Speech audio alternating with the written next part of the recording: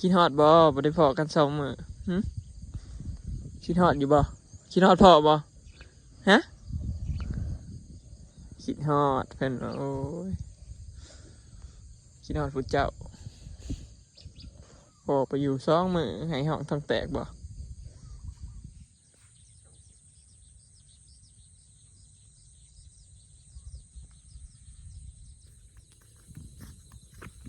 ไปพี่น้องเดี๋ยวบอยสิพาลงไปยามตรงเนาะยามเช้าตอนนี้6 โมงกว่าเนาะแดดพี่น้องแดดแต่เช้าแห้งมือนี่สงสัยเบิดยามฝนอีหลีแล้วล่ะสงสัยกลายเป็นยามเกี่ยวข้าวเนาะปลายฝนลมหนาวคือสิเบิดแล้วพี่น้องบ้านนี้คือสิเข้าสู่ฤดูเกี่ยวข้าวหรือว่าลมรองเนาะบ้านเราลมรองแล้วก็เป็นลมหนาวได้บ้านนี้พี่น้องเดี่ยวเขาเนาะสบายดีเด้อพี่น้องสบายดีเบิดสุขสุขคนเนาะสบายดียามเช้าพี่น้องดิจิพาลงไปยามตรงเขาเนาะหลังจากที่บริกรรมมา2 มื้อ มื้อนี้เป็นมื้อที่3หรือว่ามื้อที่4เนาะเพราะว่าเอาอยู่เมื่อวานนี่ก็จนบ่ายเนาะจังได้มาหอดเทือนก็ซ้ำว่าอยู่3 มื้อละคิดฮอดบรรยากาศบ้านเฮาเนาะพี่น้องแนมเป็นอะไรกับเขาเขียวเหลืองงามเบิดเขามันสิพ่อเกี่ยวเบิดเลยได้กลับมาอยู่บ้านเฮาก็โอ้ยโล่งใจเนาะลูกก็เศร้าแล้วอลิศเศร้าแล้วก็แบบเปิดห่วงแล้วห่วงแต่ลูกนะพี่น้องดีแต่ว่าลูกเป็นยังไงพี่น้องเป็นหายดีแล้วกลับมากินยาอยู่บ้านนั่นแหละกินครบ5 มื้อแล้วก็เศร้าเนาะเดี๋ยวสิพาลงไปยามพี่น้องว่าได้บ่เนาะเพราะว่าเขาเปลี่ยนน้ำไว้ตั้งแต่มื้อผมได้เห็นก็เจ้าว่าได้อยู่ได้ปลากันเลยเห็นพระมีว่าได้อยู่เลยสิพาลงไปยามลองรอบเช้าว่าได้บ่พี่น้องเนาะเดี๋ยวไปลุ้นนำกันเดี๋ยวเบิ่งบรรยากาศตามบนทางลงพี่น้องเบิ่งบรรยากาศยามเช้าเนาะเบิ่งเขาสมุนข่อยย่างก่อนเลยหูแล้วพี่น้องว่าสิลงไปใช้น้องมีเงินกับข้าวหอมไห้แง่ขี้หอดผู้เจ้าน้ำก็ยังบ่ทันได้เป่งพี่น้องท่านน้ำหน้าพระเจ้าสร้างของบอกหน้าบ่อ้อยนะเป่งแล้วเด้อพี่น้องเป่งมื้อนั่นแหละบ่เป็นแห้งเบิดแล้วป่ะพอทางโน้นนี่มันนั่นดิโน้นนี่มันเขามันใกล้สุกแล้วก็เลยเป่งออกนอกเลิกเนี่ยแห้งเบิดแล้วพี่น้องเนาะพอบอยเป่งน้ำออกดิแห้งเบิดแล้วไก่เลยพอดีเลยพี่น้องเป่งน้ำออกเบิดนี่พอดีดินแห้งนี่ก็บริยังน้ำที่ต้มหรอกโอ้ยยังอยู่เป็นบสุดสับบลายไปได้นะบรถก็คือสีแห้งเนาะเพราะมันแดดคู่มือวานกับปลาขอนลายไปนะแห้งแล้วให้นี่ก็โอ้ใกล้แล้วพี่น้องหน้าเฮากับประมาณบ่เกิน2 ถิดกับพี่น้องก็สิได้เกี่ยวเนาะให้นี่ก็แห้งไปแล้วเบิ่งเขางามอยู่ได้พี่น้องปีนี้กับโบเซิงว่างามกว่าปีแล้วลายดอกพี่น้องแต่ว่ามันแบบขี้ไล่กับขี้ไล่เสมอนะพี่น้องมันบ่แม่นแบบว่างามแล้วเป็นบอลงามบอลขี้ไล่นะมันแบบมันเสมอกันเห็นบ่แบบว่าหน้าเขาเฮามันแบบบ่ได้เป็นกระเซิงกระซ่างนะให้นี่สงสัยพอน้องเมยเป่งน้ำลงมาจังยังเลยอะไรคือเก่าเห็นบ่นี่คือข้าวนาของเราพี่น้องว่างามกว่าปีแล้วบ่เห็นบ่เห็นข้าวงามกับแบบดีใจเด้ผลผลิตเฮาก็สิได้เก็บเกี่ยวแล้วอีกบ่โดนพี่น้องคันเบิด ยามนี่ก็คือเบิดเด้พี่น้องบัดนี้เนาะบ่ได้เห็นเขาแล้วจากเห็นนั่นเขาสีทองสีกลายเป็นตอฟางแล้วบัดนี้เนาะบ่เกินเดือนนี้นะพี่น้องก็สิเบิดยามน้ำเนาะยามเกี่ยวข้าวเบิดเลยบัดอาจสิเข้าสู่ยามหนาวยามแล้งไปจังค่ะบรรยากาศแบบนี้ก็คือสิได้พอกันปีหน้าพุ่นแหละพี่น้องเนาะปีนี้ก็สิเบิดแล้วแหละรอรุ่นว่าปีนี้สิได้จักสอบเนาะพอเห็นหน้า2 ธงเห็นหน้าธงนี่ก็ธงหน้าซอลอยเลยพี่น้องมือเนี่ยไปจอบกันงามอยู่เด้ถือว่าปีนั้นไปทำลาเห็ดนั่นได้25 สอบหรือ23 สอบนี่นะพี่น้องปีนี้ถ้าเบิ่งว่าสิได้ร้ายกว่าเก่าบ่เนาะหน้าธงหน้าซอลอยหอดแล้วอุ้ย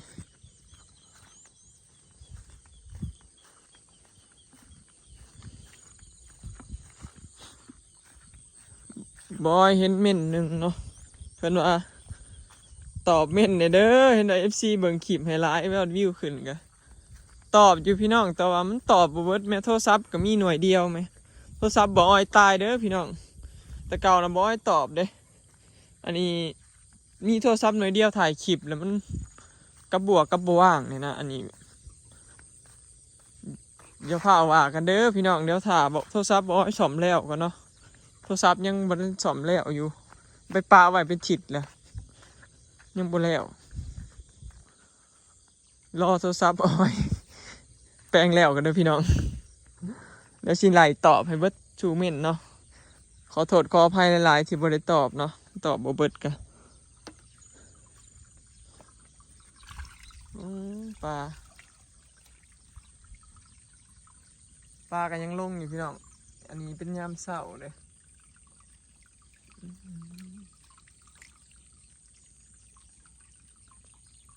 ปลาเข็งจ้า2 4 6 7 ตัว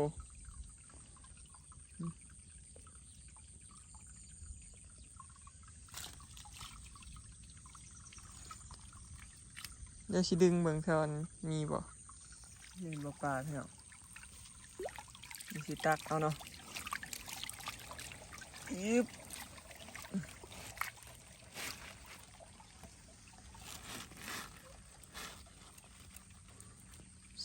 4 6 ตัวเข็งเห็นมันปีนถือเพราะว่ามันปีนขึ้นมาในนี้ไม่ใช่ละใช่มันบืนออกเห็นปลาขอน้อยตัวหนึ่งกับปลาเค็งตัวหนึ่งพี่น้องอยู่ในโต่งก็เลยบ่ดึงเอาซะเนาะเดี๋ยวนะปะซะเอาแต่ตัวตักได้มันบ่หลายเนาะเดี๋ยวถ่ายามบัดหมูมันลงอีกเนาะ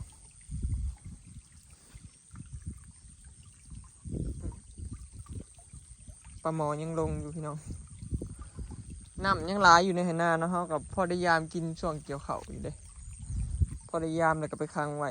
กินแบบสดๆนะแบบบริตายบริแห้งนะพอเมื่อทอดเมื่อยังกินกับตำบักถั่วย่ำเกี่ยวเข่าอยู่เด้เมื่อค้างไว้เนาะพี่น้องนี่แหละอาหารตอนเกี่ยวเข่าเขาปลาปีนี้อีเมย์ยากพี่น้องยากลานบ่ได้ปลูกบักถั่วไว้แต่ละปีเนี่ยปลูกบักถั่วปีเนาะปีนี้บ่ได้ปลูกจะไม่ต้องมือปลูกเมย์บ่ว่าง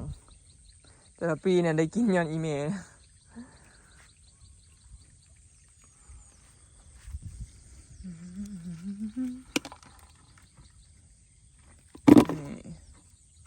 กระตองข่อยกระมุนพอดี นี่แหละพี่น้องพอได้ยามอยู่เนาะส่วนลายมันสิลงแต่ช่วงยามบ่ายกับยามแรงเด้อพี่น้องแบบช่วงแบบเด็ดนะปลาเข็งประมาณตอนบ่ายสินะหรือว่าตอนแรง5-6 โมงสิด้านช่วงเช้ามันลงบ่ค่อยลายดอกปลาเข็งมันหมักลงกลางเว้นเนาะส่วนลายกลางคืนมันหมักลงแต่ปลาดุกพอได้เมื่อตื่นกันอยู่เนาะบรรยากาศข้างโต่งพี่น้องหน้าเขาเจ้าแล้วเบิดเลยเด้หน้าติดข้างๆหน้าเฮา อันนี้คือหน้าเฮาพี่น้องติดกันเขาเจ้าอันนี้หน้าเขาเจ้ายาวมานี่นะเขาเจ้าแล้วหมดเลยได้เห็นปะแล้วหมดแล้วพี่น้องเอ้ยหน้าเฮาน่ะสิแล้วหลักถ่ายเนาะถ้าหน้าเฮาแล้วถือว่าเขตนี้เขาแล้วเบิดแล้วพี่น้องถือว่าเบิดยามหน้าเลยนะเนาะเพอแถวในบ้านเขาเจ้าก็เกี่ยวเบิดแล้วเขาสิแล้วเบิดเลยเลยแต่หน้าเฮายังบ่ทันเกี่ยวจากกกเนาะปีนี้เฮาแล้วน้ำลังหมูสุดเลยโต่งก็พอดีหมุนเลย นี่แหละพี่น้องมื่อนี้บรรยากาศดีก็เลยพาลงมายามตรงเนาะรอเบิ่งน้ำเห็นหน้ากับเบิ่งหน้าเนาะเพราะว่าภาพนี่สิบ่ได้เห็นอีกแล้วเด้พี่น้องบ่เกิน3 ทิศเนาะหน้าสิแล้วเบิดเดี๋ยวสิเหลือแต่ต่อฟางแล้วบัดนี้น้ำก็ไหลพอจอกพอให้ปลาเข็งบืนซื่อๆน้ำเห็นว่าหน่อยนี่มันลงนะพี่น้องเพอ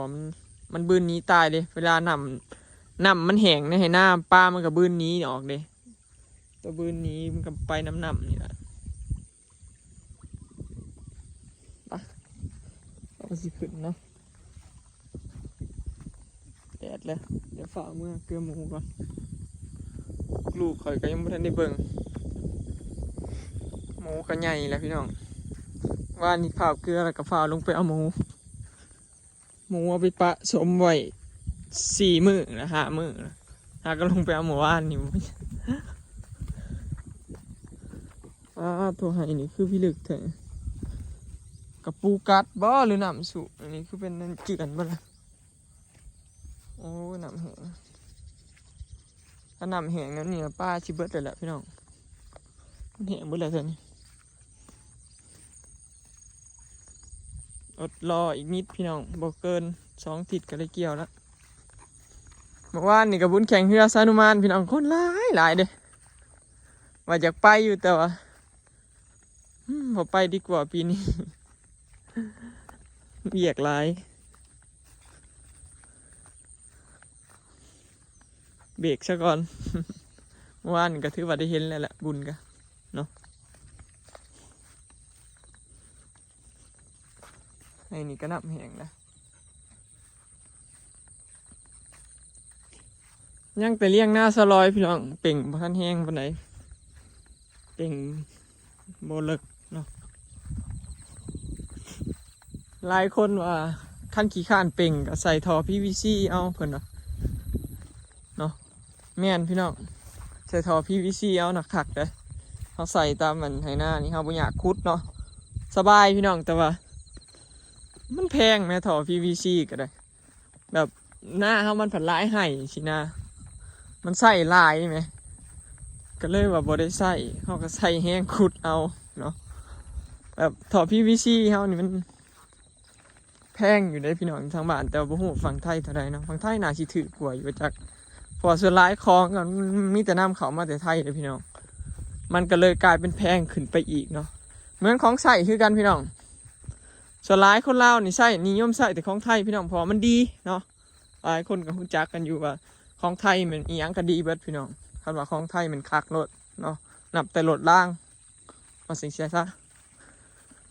คำว่าของไทยมันเยี่ยมรถพี่น้องเลยเหมือนย่องเนาะคักอลีนี่มักใส่แต่ของไทยนี่แหละคักเนาะหน้าตรงนี้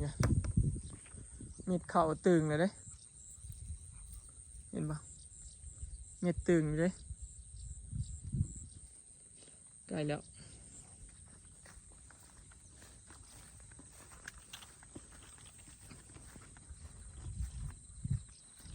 มันแดดโผล่โผล่แดดไว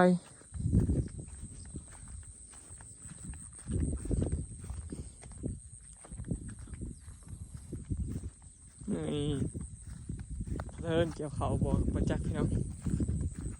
ทางเบิ่งก็สิได้มาซอยเพราะบ่ยังเวียกหลายอยู่ยังสิได้ขึ้นไปซื้อหัวอาหารหมูกับกับไปเอาหำเนาะหำกับเบิดทุกอย่างเลยบัดกูแฝดกับว่าเกี่ยวแล้วเบิดเลยดิกูแฝดว่าเมื่อวานนี้ชิมอนพันไซเพิ่นว่าตัดเรียบร้อยยังเหลือแต่ตัวบ่ซุกเพิ่นว่า เลยเศร้ากลัวสอบเพิ่นปั่นเรียบร้อยเอาขึ้นเราเรียบร้อยเพิ่นว่า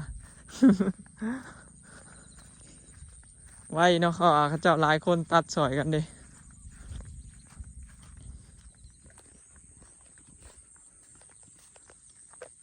เห็นมงงัวซิมอนพันไซพี่น้องปีนี้มันเฉลยแล้วก่อนโม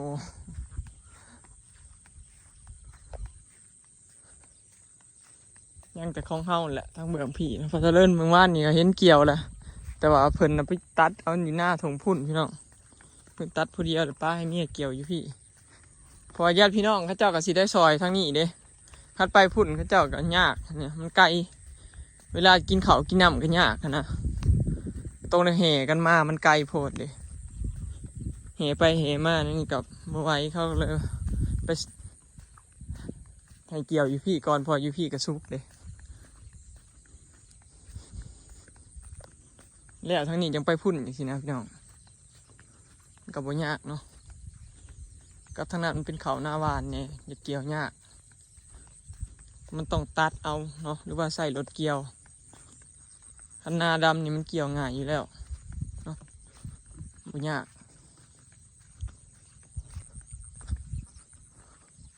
โอเคเนาะพี่น้องพอดียามอยู่ป่าก็ได้เนาะเดี๋ยวรอเบิ่งรอบซ้ายหรือว่ารอบแรงรอบค่ำเนาะ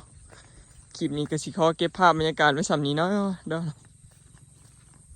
ไปแล้วพี่น้องสบายดีพอกันคลิปหน้าจ้า